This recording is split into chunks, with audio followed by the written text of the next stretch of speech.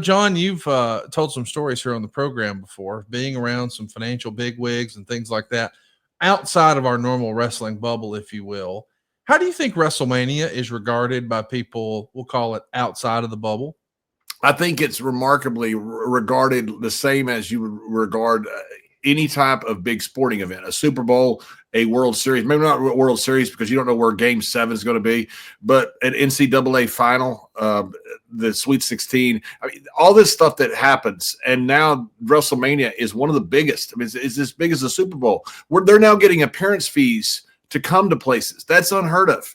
So in Indianapolis or Vegas, cities are actually bidding and offering to pay for WWE to come there, not just come there and get a better deal on the arena. It's a remarkable transition from what it was 30 years ago when I first got there. It's interesting too, especially when you see mainstream celebrities who might not normally be involved in the wrestling space. It feels like they're always interested in WrestleMania. Just over the weekend, we heard a quote from Tom Brady that was on Fox News that says, "I may be there." This is Tom talking about WrestleMania. It's amazing what's going on there and amazing what's happening with WWE and all the different things surrounding that. We know he's part of the ownership group for the stadium in Las Vegas, and he's obviously a part of the Raiders group. So it's not a surprise that he would be there. But I don't think until I saw that report, it even crossed my mind that Tom Brady's going to WrestleMania. That's kind of a big deal, John. That's a huge deal. There's been several times in wrestling history that wrestling has become really mainstream. The late 30s with Jim Londos, the 50s, the early 50s with Gorgeous George. Then, of course, the Hulkamania area. Then when Steve and Rock got hot. And then it's kind of gotten, gone along, and all of a sudden it's exploded again. I think it's bigger now than it's ever been. But there's always been times where wrestling has kind of been accepted, and because it was so big, people chose to go there to further their name. But now wrestling doesn't have any of that baggage that it carried 30, 40 years ago, or at least it doesn't seem to me. People just love the sport, the entertainment, whatever you want to call it. I do want to ask you about some of the press that we've seen. It feels like everybody and their brother is doing some press regarding WWE. It's all hands on deck. This is clearly their biggest promotional effort of the year. But we've seen more mainstream appearances from Triple H than I maybe imagined. I know last week he was on with Jimmy Fallon. I've seen him making a lot of podcast appearances. I saw clips on YouTube. I guess he was on Andrew Schultz's podcast. And I wanted to know, do you think that is a necessary step for WWE? Let's not forget that it was really the beginning of last year that it became official. Vince McMahon is gone, and he probably ain't ever coming back.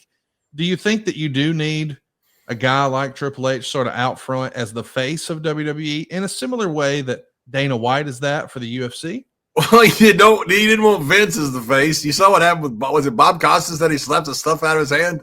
Yes, it was. So you never knew what was going to happen with Vince. He could be very volatile, and he did not suffer fools.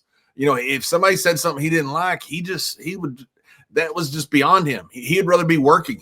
Vince didn't want to do that.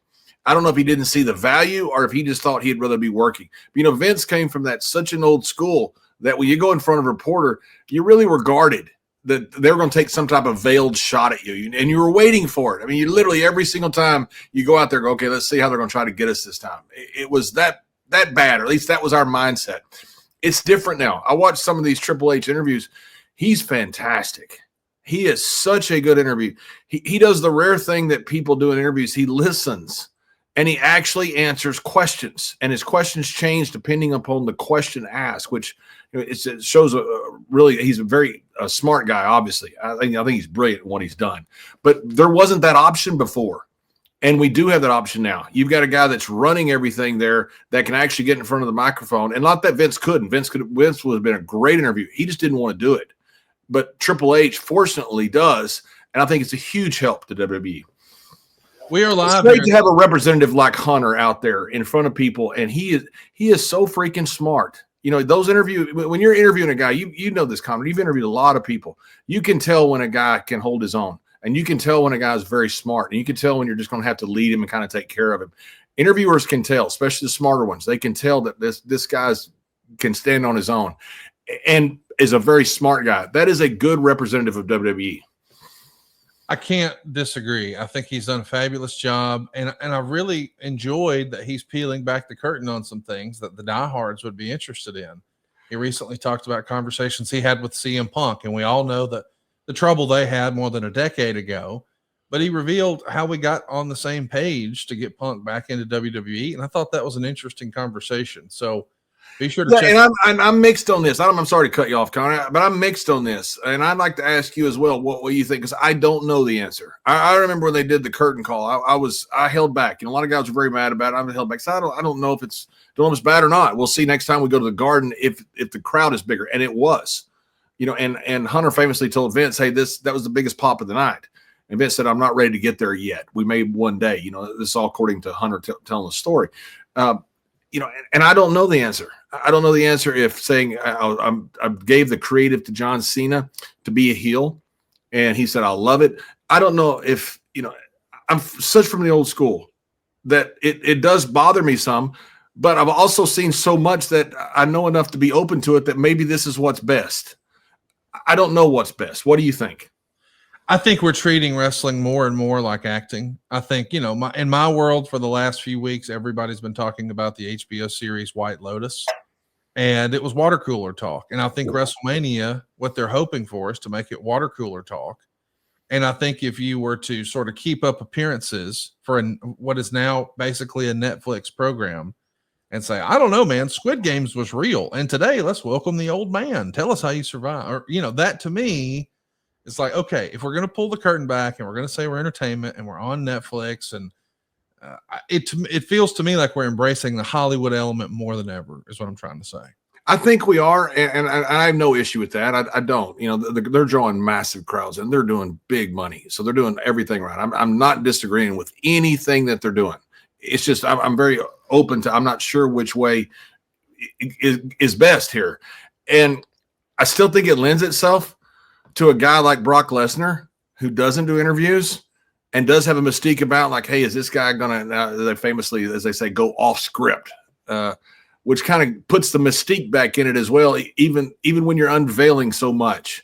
I think there still is that certain characters there that can transcend that genre of kayfabe by staying in character on social media, by staying in character on interviews, not doing interviews necessarily, and staying in character on television. I think you still have that possibility. I find it interesting that as we're talking about, revealing too much and pulling back the curtain, just last Monday, you and I were live here on YouTube talking about what happened the prior Friday night on SmackDown between Tiffany Stratton and Charlotte Flair. And we were all wondering, where does the truth end and where does the story begin? And what's real and what's not? And then we saw a parking lot brawl just before SmackDown went on the air this past Friday.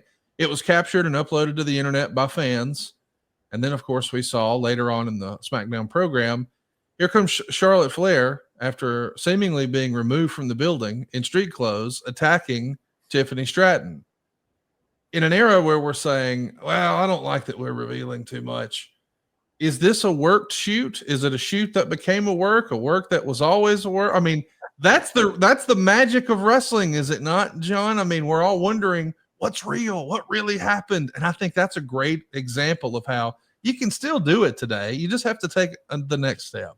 That's right. You still can. And I think it's probably a shoot that turns into a work, or at least a partial shoot that turns into a full work or something to that effect. Same thing happened apparently with Cody. He's supposed to, point to one person. He points to Roman instead, and so these things happen, and they've happened all throughout our business. And, people going off script said, for one, we used to not have scripts. I understand that. Different generation. I get it, okay? But when we got scripts, people still would go off of them. And sometimes that turns into magic.